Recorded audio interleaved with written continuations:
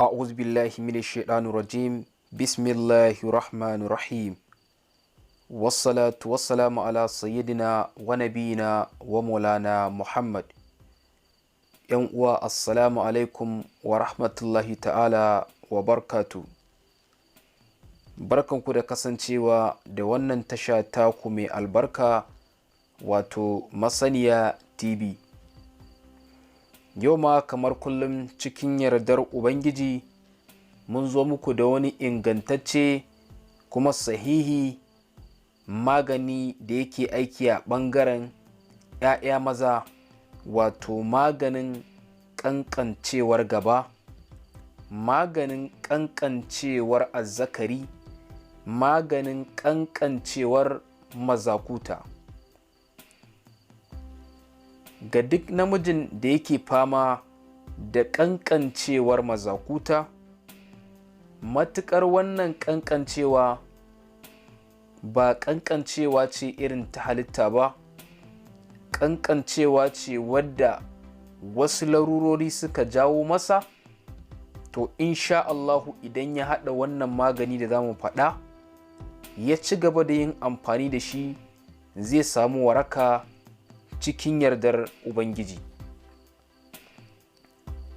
‘Yan uwa, idan wannan ne farkon ziyartar ku wannan tasha tamu mai albarka, to don Allah muna roƙonku da ku danna mana alamar nan ta subscribe. Bayan kun danna alamar subscribe sai ku danna alamar ƙararrawa, ku danna zaɓin all. Sannan ku yi sharing ɗin wannan bidiyon zuwa group ɗinku na WhatsApp, ko kuma ku yi sharing ɗin wannan bidiyo namu zuwa shafukanku na sada zumunta domin 'yan uwa su amfana kamar yadda kuma kuke amfana. Da kuma fatan Allah ya haɗa mu a cikin ladan gabaki ɗaya. 'Yan uwa, akwai wasu abubuwa da ya kamata ku sani dangane da wannan larura ta kankancewar mazakutar ɗa namiji. Na farko dai akwai wasu cututtuka guda biyu wanda in dai ɗa namiji yana ɗauke da su to zai iya tsintar kansa a cikin wannan larura ta kankancewar gaba. Abu na farko akwai larurar ciwon sanyi, abu na biyu kuma akwai larura ta ciwon basir. Ga duk namijin da yake fama da waɗannan larurori guda biyu to zai iya tsintar kansa a matsayin wanda gabansa yake kankancewa yake komawa ciki. Ga wanda kuma daman shi a haka Allah ya halicce shi, ma'ana yana da sura ta jiki babba, ma'ana yana da girman jiki, amma kuma azzakarinsa ɗan ƙarami ne, to wannan ba za ka iya canja wa Ubangiji halittarsa ba, wanda kuma wannan ƙanƙancewar ba za ta hana ya iya biyan buƙatar iyalansa ba. Don haka shi ba za a iya kiran wannan ƙanƙancewar gaba tasa da sunan larura ba, wannan ba larura ba ce ba.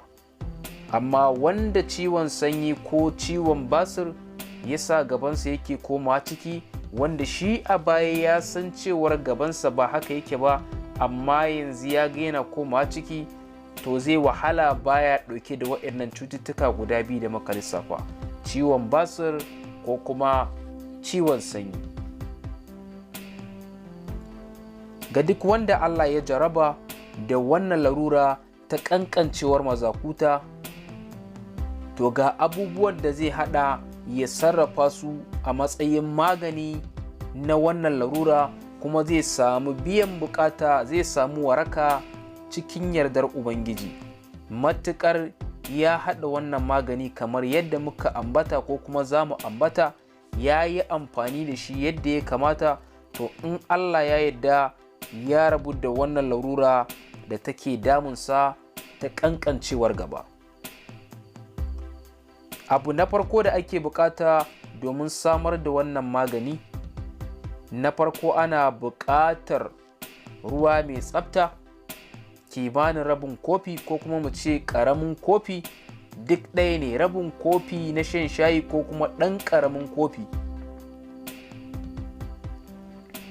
sannan za a samu zogale. In mun ce zogale muna nufin ganyensa, shi ma za a tsaftace shi a wanke shi. Bayan an wanke wannan ganyen zogale, abin da ake da bukata shine ruwan zogalen ake da bukata. Shi kuma ruwan zogale ai ba shi da ruwa, sai dai a samu wannan ganyen a dake shi, ma'ana a kirɓe shi, sai a haɗa shi da wannan ruwa da muka ce za a samar ɗan ƙaramin kofi ko kuma rabin kofi. Da zarar an zuba shi a ciki to an samar da ruwan zogale. Abu na biyu kuma da ake da bukata shine za a samu lemon ɓawo, ma'ana lemon zaƙi guda ɗaya, za a raba shi gida biyu, sai a matse shi a cikin wannan ruwa na zogale. Da zarar an tabbatar an matse shi baki ɗaya, sai abu kuma na gaba shine za a samu zuma mai kyau, ruwan zuma za a samu mai kyau mai tsafta, sai a samu cokali biyu a zuba a cikin wannan ruwa. Idan ba ku manta ba, a baya an samar da ruwan zogale, bayan ruwan zogale an matsa lemon zaƙi a ciki guda ɗaya. Abu na uku kuma shine an zuba ruwan zuma mai tsafta cokali biyu a cikin wannan ruwa. Abu na gaba kuma shine za a samu lemon tsami guda ɗaya, shi ma mai tsafta, za a yanka shi gida biyu. Idan an yanka shi gida biyu, abin da ake da bukata shine, ko mu ce gida hudu, za a yanka shi gida hudu. Abin da ake da bukata a nan shine za a ɗauki kaso ɗaya daga cikin wannan gida hudu. Akwai wani ɗan ƙarin bayani da zan yi ana.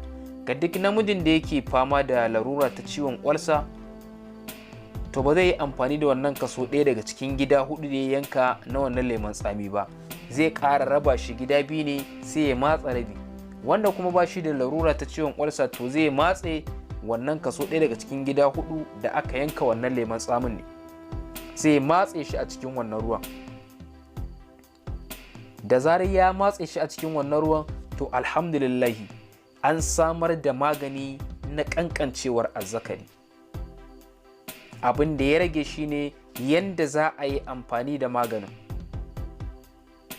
Abin da ake da bukata yadda za a sha maganin shine, da zarar an tabbatar an gama haɗa wa'annan abubuwa guda hudu, to akwai bukatar a samu abin tacewa, ko da abin tace shayi ne, sai a tace wannan ruwa. Da zarar an tace shi, to abin da ya rage na gaba shine kuma za a shanya wannan ruwan ne. Akwai buƙatar duk namijin da zai yi amfani da wannan maganin, to ya dinga haɗa kamar wannan haɗin da muka ambata, kullum ya dinga haɗawa yana sha, kullum ya dinga haɗawa yana sha. Matuƙar matsala, in dai matsala ce ta kankancewar gaba, insha Allahu kullum ya dinga haɗa wannan magani yana sha. Da yardar Ubangiji zai rabu da wannan matsala ta kankancewar gaba. Ko da a zahiri shi ya ga cewar kamar ai gabansa baya ƙara girma, yadda yake da dai haka yake, to kada ya kare, ya ci gaba da haɗawa. Kuma in Allah ya yarda zai fahimci cewar iyalinsa suna gamsuwa fiye da yadda da suke yin mu'amalar aure tsakaninsa da su. Zai fahimci wannan cikin yardar Ubangiji. Kada ya kare da cewar ai shi ya ga gabansa baya ƙara girma, ko kuma baya ƙara tsayi, ko baya ƙara kauri. In dai ya ci gaba da amfani da wannan maganin, duk waɗannan abubuwan da muka lissafa, na zai ga gabansa ya ƙara tsayi, ya ƙara kauri, ya ƙara girma, a hankali zai dinga ganin wannan abubuwan. ‘Yan uwa, kada ku manta fa, kamar yadda muka gaya muku a baya, idan wannan ne farkon ziyartar ku wannan tasha tamu mai albarka, to don Allah muna roƙonku da ku danna mana alamar nan ta subscribe, sannan ku danna mana alamar ƙararrawa, sai ku danna zaɓin all.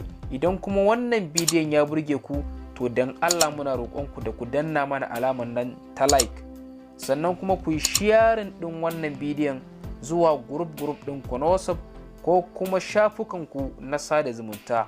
domin 'yan uwa su ma su amfana kamar yadda kuma kuke amfana. Bisalam.